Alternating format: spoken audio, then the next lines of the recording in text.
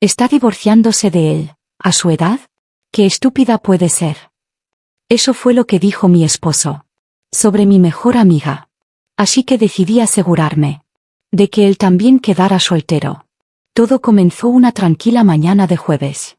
Acababa de apagar la estufa. A punto de servirme una taza de café. Cuando sonó mi teléfono. Era Pablo, el hijo de Carmen. Su voz temblaba. Tía Elena, por favor. Mamá está hablando de divorciarse de papá. No quiere hablar con nosotros. ¿Puedes venir? Tú eres la única a la que escucha. No lo pensé 2 veces. Agarré mi abrigo. Me puse los zapatos más cercanos. Y conduje directamente a su casa. Mi corazón latía con fuerza. Carmen y yo habíamos sido mejores amigas. Durante más de 3 décadas. Habíamos pasado por matrimonios. Embarazos. Funerales. ¿Pero un divorcio? Esto era nuevo. Pablo corrió a la puerta. En cuanto me vio. Gracias a Dios que estás aquí, susurró. Tomándome de la mano. Todo estaba bien hasta anoche. Entonces, de repente, ella estalló. Entré. Y de inmediato escuché los gritos. Juan, su esposo. Estaba paseando por la sala. Rojo de furia. Gritando. Lo único que dije fue que la sopa estaba salada. ¿Y ahora quiere un maldito divorcio? Y allí estaba ella, Carmen. Sentada en el sofá. Brazos cruzados. Su rostro inexpresivo. Juan se giró hacia mí. Como si yo fuera su refuerzo. Elena, dime que no estoy loco. A esto hemos llegado ahora. No respondí. Porque por primera vez en mucho tiempo. No estaba tan segura. De que ella estuviera equivocada. Esa noche. Después de la cena. Le conté a Miguel lo que había pasado. Pensé que tal vez, solo tal vez. Estaría preocupado. O al menos sorprendido. Carmen y yo no éramos solo amigas de siempre. Éramos prácticamente hermanas. Lo que le pasaba a ella. Podría pasarle a cualquiera de nosotras. Pensé que él lo entendería. En cambio. Se recostó en el sofá. Con un brazo sobre el respaldo. Como si fuera el dueño del mundo entero. Y soltó una mueca de desprecio. ¿Está divorciándose de él? ¿A su edad? ¡Qué estúpida puede ser! Lo dijo como si estuviera hablando del clima. Casual. Frío. Y lo decía en serio. Con todo el desprecio. Parpadeé. No segura de haberlo oído bien. Pero no se detuvo ahí. Ustedes las mujeres llegan a cierta edad. Y simplemente pierden la cabeza. 30 años de matrimonio. ¿Y lo tira todo por la borda? ¿Para qué? ¿Alguna fantasía de volver a ser joven y libre? Sacudió la cabeza. Riendo entre dientes. Es patético. Carmen siempre fue un poco dramática. Pero esto es simplemente triste. Mis manos estaban en mi regazo. Pero comenzaron a cegarse lentamente en puños. Entonces llegó la frase que lo desencadenó todo. Será mejor que no te contagies de ese virus, Elena. Ese virus. Como si el despertar de Carmen. Su valentía. Su negativa a seguir sufriendo en silencio. Fuera una especie de enfermedad. Algo que podría atrapar. Si no tenía cuidado. Lo miré fijamente. Sin moverme. Sin respirar. Y en esa quietud. Escuché algo más. Esa voz. Ese tono. Ese mismo sabor amargo detrás de sus palabras. Lo había oído antes. Cuando intenté empezar un curso de arte en línea. Hace unos años. ¿Para qué te molestas? A tu edad, había dicho. Cuando sugerí que viajáramos a algún lugar nuevo. ¿Para qué? Ya hemos visto suficiente. Cuando me corté el pelo corto. Y usé esa blusa roja nueva. No estás intentando demasiado, ¿verdad? No solo se había burlado de Carmen. Se había estado burlando de mí. Durante años. Y yo lo había permitido. Sonreí a través de eso. Lo ignoré. Lo reprimí. Porque eso es lo que me enseñaron a hacer. Ser la tranquila. La razonable. La que perdona. Pero algo dentro de mí se rompió esa noche. No por Carmen. Sino porque me di cuenta. De que había estado viviendo. Una versión de su historia todo este tiempo. Ella solo tuvo el coraje de llamarlo por su nombre. Y de repente. Su decisión no parecía impulsiva ni dramática. Se sentía correcta. Y por primera vez en mucho tiempo, me permití preguntarme, ¿y si dejaba de reírme de sus comentarios? ¿Y si dejaba de perdonarlo todo? ¿Y si, después de todo, me contagiaba de ese virus? Esa noche, no pude dormir. Las palabras de Miguel resonaban en mi cabeza, como un disco rayado. ¿A su edad? ¿Qué estúpida puede ser? Será mejor que no te contagies de ese virus. Miré el techo, intentando obligarme a sentirme insensible. Pero no funcionó. Su voz desenterró algo que pensé que había enterrado para siempre. Algo que nunca me atreví a decir en voz alta. Ni siquiera a Carmen. Fue hace 10 años. Su madre había enfermado. Estuvo internada durante semanas. Y Miguel, como siempre, estaba demasiado ocupado con el trabajo. Estaba a punto de recibir un ascenso, por supuesto. No podía ausentarse de la oficina. Así que yo asumí toda la carga. Me despertaba a las 5 de la mañana. Preparaba el almuerzo de nuestro hijo. Iba al trabajo. Visitaba el hospital durante los descansos para almorzar. Volvía a casa, cocinaba, limpiaba. Revisaba las tareas. Dormía 3 horas. Y lo hacía todo de nuevo al día siguiente. No me quejé.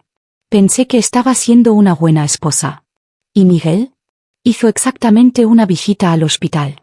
Eso fue todo lo que necesitó. Su nombre era Natalia. Una enfermera joven, recién salida de la escuela. Bonita. Dulce. Demasiado dulce. Al principio, pensé que estaba siendo considerado. Diciéndome que no me agotara. Diciendo que se quedaría en la oficina toda la noche. Para manejar las cosas. Realmente creí que me estaba protegiendo. Que velaba por mí. ¡Qué broma! Un año después, Natalia vino a tocar a nuestra puerta. Embarazada. Exigiendo respuestas.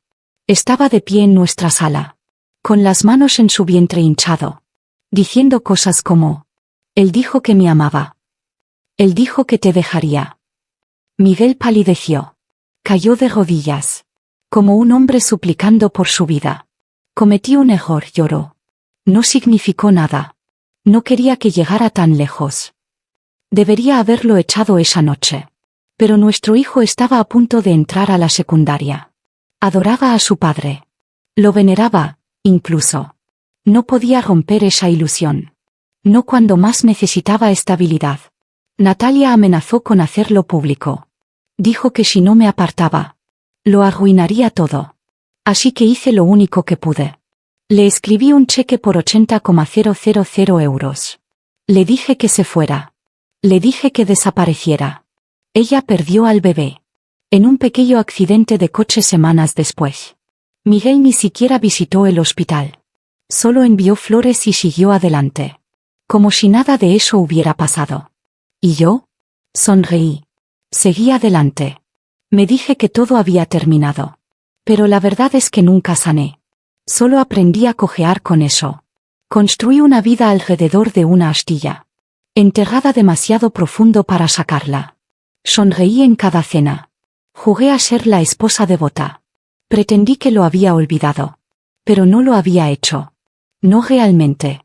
Y esa noche, acostada junto al hombre, que una vez me traicionó por una enfermera de blanco, finalmente me pregunté, ¿por qué había permanecido tanto tiempo? ¿En una casa que llevaba años vacía de amor? Comenzó con una factura de supermercado. Que no cuadraba. Luego una transacción perdida. Solo unos cientos de euros aquí y allá. Nada lo suficientemente grande para gritar por ello. Pero suficiente para que me picara en la nuca. Así que investigué más a fondo. Y allí estaban. Transferencias a un nombre. Que no había visto en años. NG. Al principio, pensé, no. No puede ser. No después de todo este tiempo. Pero en el fondo, sabía exactamente quién era. Natalia. La enfermera. La que pagué para que desapareciera. Quise creer que era una coincidencia. Algún error bancario. Pero la duda ahora era más fuerte que la negación. Esperé hasta la cena del día siguiente. Esperé hasta que Diego, nuestro hijo, estuviera en casa, ayudando a Miguel con algo en el porche. Cuando estuvimos solos en la cocina, le pregunté, ¿sabes quién es Natalia Ramírez? Ni siquiera parpadeó. Ni siquiera fingió. Sí. Es la enfermera, ¿verdad? De cuando era pequeño. Lo miré fijamente. ¿Cómo lo sabes? Se encogió de hombros. Vi a papá darle víveres una vez. Hace años. Le pregunté. Me dijo que ella estaba pasando por un mal momento. Que solo la estaba ayudando. Ayudándola. Apreté el borde del mostrador. Para no temblar. ¿Y no pensaste en decírmelo? Diego bajó la mirada. No pensé que fuera gran cosa. Él dijo que tú lo sabías. Que todo había terminado. Por supuesto que dijo eso. Esa noche. No lloré. No grité. Solo me quedé allí. En mi propia cocina. Sintiendo como una extraña. En la vida que había construido. Todos lo sabían. Excepto yo. Otra vez. Llamé a Carmen a la mañana siguiente. Ni siquiera sabía qué quería decir. Solo que necesitaba verla. Me dijo que fuera a su casa. Y cuando llegué, ya estaba en el porche. Con 2 copas de vino esperándome. No hablamos mucho al principio. Solo nos sentamos allí. Observando el sol descender.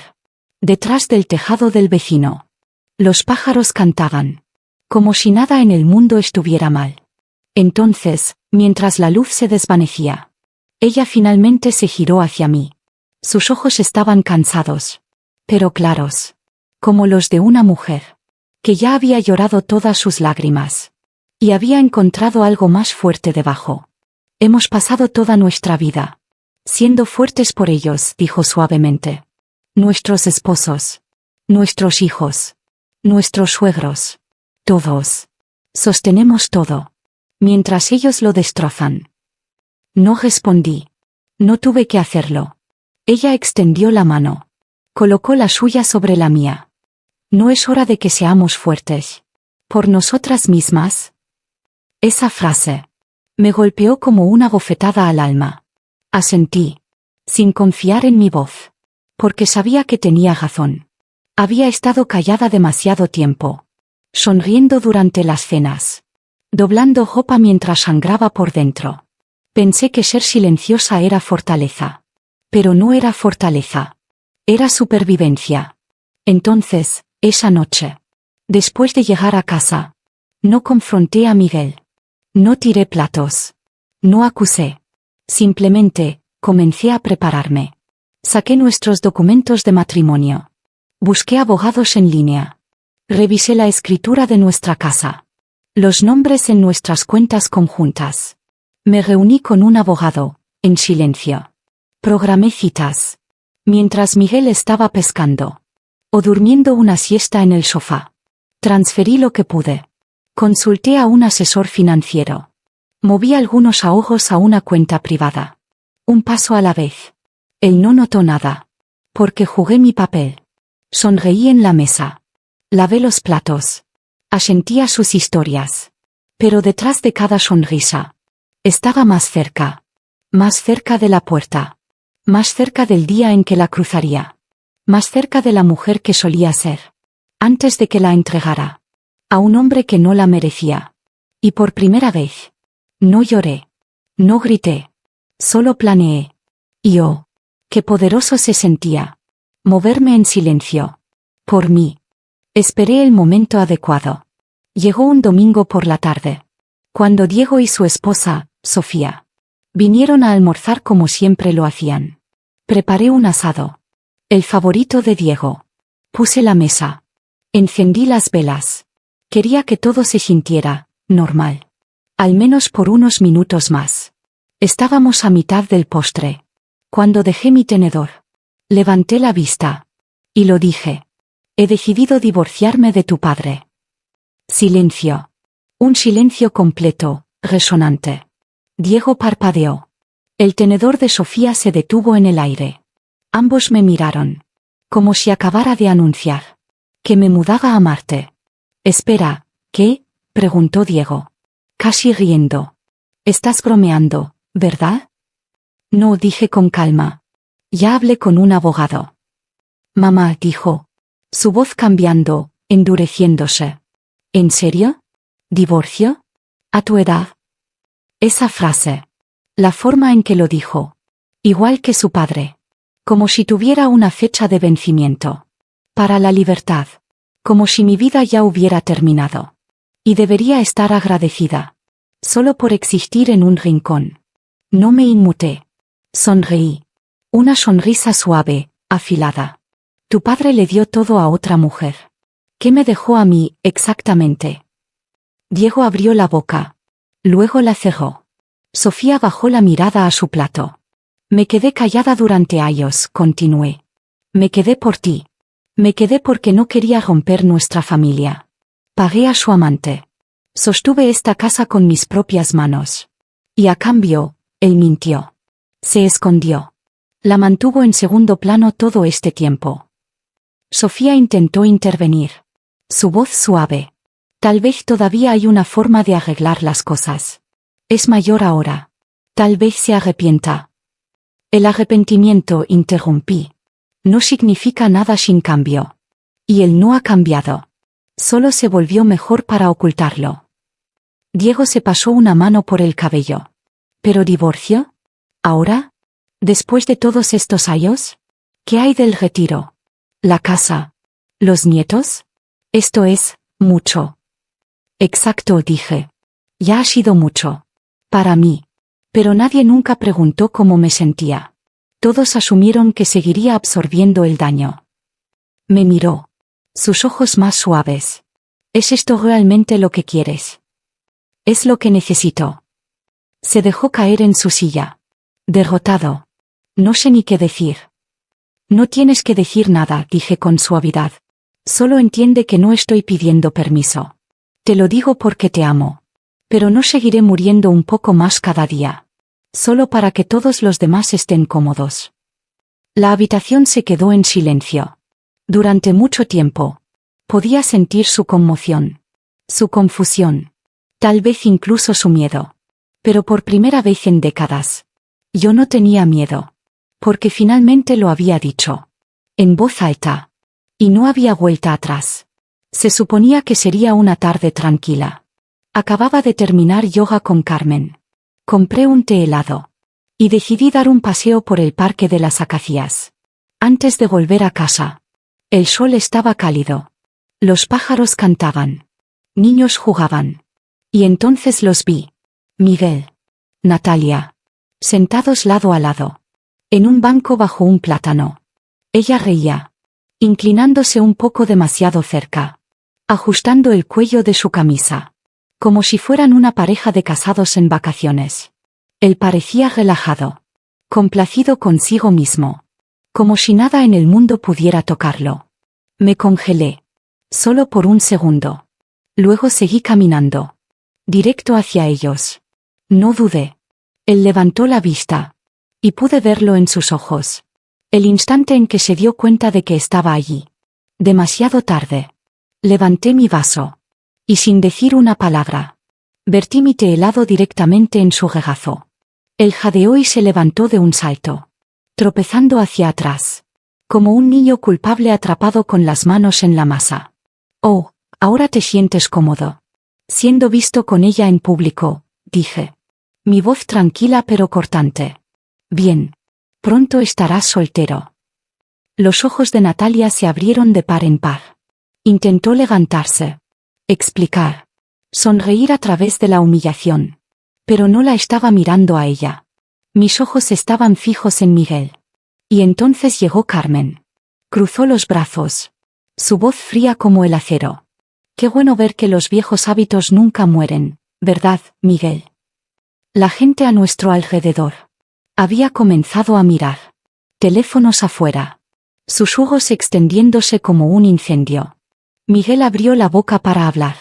Pero no salió ninguna palabra. Solo un silencio débil, sin aliento. Porque esta vez. No tenía ninguna historia para cubrirse. No tenía mentiras detrás de las cuales esconderse. Ni siquiera podía coger. Y yo no tuve que levantar un dedo. La verdad ya lo había hecho por mí. Después de esa escena en el parque. No había vuelta atrás. Ya no era cuestión de sí, sino de cuándo. Miguel llegó a casa esa noche, con fuego en los ojos y desesperación en su voz. Primero, gritó. Me humillaste en público. ¿Estás orgullosa de ti misma? Luego, suplicó. No tires por la borda todo lo que hemos construido. Por favor, hablemos. Y finalmente, recurrió a la culpa. Vas a romper esta familia. Vas a arruinar nuestro nombre. ¿Qué dirá la gente? No dije nada. Ni una sola palabra. Solo me senté en la mesa del comedor, hojeando la carpeta que Diego había ayudado a preparar. Los papeles estaban casi listos. El proceso de divorcio ya estaba en marcha. Yo ya había hecho las paces. Diego, para su crédito, lo manejó mejor de lo que esperaba. No me animó, pero tampoco me detuvo. Tal vez porque vio la mirada en mis ojos y se dio cuenta de que era demasiado tarde para hacerme cambiar de opinión. Miguel seguía intentando negociar. Intentó ofrecer más tiempo, más explicaciones, más promesas que ya había oído antes. Pero no quería dinero. No quería venganza. Solo quería salir. Tomé casi nada. ¿La casa? La dejé para Diego y Sofía. ¿Los ahorros conjuntos? Divididos exactamente por la mitad. Los muebles. Los regalos de boda. Las fotos en la pared. No toqué nada de eso. Todo lo que quería era mi paz, mi tiempo, mi libertad. El día que firmamos los papeles, Miguel me miró, como si fuera una extraña, como si aún no pudiera creer que realmente me estaba yendo. Pero no me inmuté, porque mientras él perdía una ama de casa, una cuidadora y una historia de encubrimiento, yo finalmente me estaba recuperando a mí misma. Y para mí, eso valía todo. Pasaron unos meses. Tranquilos. Silenciosos. Justo como me gustaba. Entonces, una tarde, Diego llamó. Su voz era baja, titubeante. Papá está en el hospital. Tuvo una caída. Ha estado preguntando por ti. No sé qué me hizo ir. Tal vez curiosidad. O tal vez ciegue. Cuando entré en la habitación del hospital, Miguel parecía más pequeño. Mayor. Frágil de una manera que nunca había visto antes. Su pierna estaba enyesada. Su brazo en un cabestrillo. Pero en el momento en que me vio, sus ojos se iluminaron. Como si nada de esto hubiera pasado nunca. Extendió una mano temblorosa. Elena, ¿te acuerdas de tu estofado de ternera? Lo he estado anhelando. Sonreí. Me acerqué. Lo miré directamente a los ojos. Y susurré. El karma siempre encuentra tu dirección, Miguel. Luego me giré. Y salí. Sin molestarme en mirar atrás. Pero justo cuando llegué al pasillo, la escuché. A Natalia. Gritando dentro de la habitación. Su voz aguda y quebrada. ¿Le diste todo a tu hijo? ¿Y qué hay de mí? Yo me quedé contigo. Yo te cuidé. Miguel no respondió. O tal vez no pudo. No me quedé para escuchar el resto. Porque eso ya no era mi escena. Ese ya no era mi desastre para limpiar. Y por una vez, se sintió increíblemente bien. Dejar a alguien más atrás. Ahora, Carmen y yo compartimos una pequeña casa blanca. Junto al mar en Cádiz. Solo nosotras dos. Sin gritos. Sin caminar sobre cáscaras de huevo. Sin pretensiones. Pintamos cuando queremos. Bailamos en la cocina. Cuando suenan nuestras canciones favoritas de los viejos tiempos. Viajamos cuando nos apetece. Viajes de fin de semana por carretera. Cruceros espontáneos. Incluso un retiro de pintura en Italia el otoño pasado. Cocinamos cuando queremos. Y cuando no, pedimos comida. Y comemos directamente de las cajas. Bajo mantas suaves en el sofá. Sin juicios. Sin reglas. Algunas noches, nos sentamos junto a la ventana, con copas de vino tinto, viendo cómo sube la marea. Hablamos. ¿O no? El silencio finalmente es suave. Una noche, estábamos acurrucadas, viendo Vacaciones en Roma por 10ª vez, cuando Carmen se inclinó y susurró. ¿Sabes? La gente dice que mujeres como nosotras solo están amargadas. Extendí la mano. Tomé la suya. Y sonreí. Nadie nace amargado. La vida hace eso. Pero ya no estamos amargadas. Apreté sus dedos con suavidad. Estamos libres. Ella soltó una pequeña risa entrecortada. Y yo también. Porque por primera vez en nuestras vidas, realmente lo estábamos.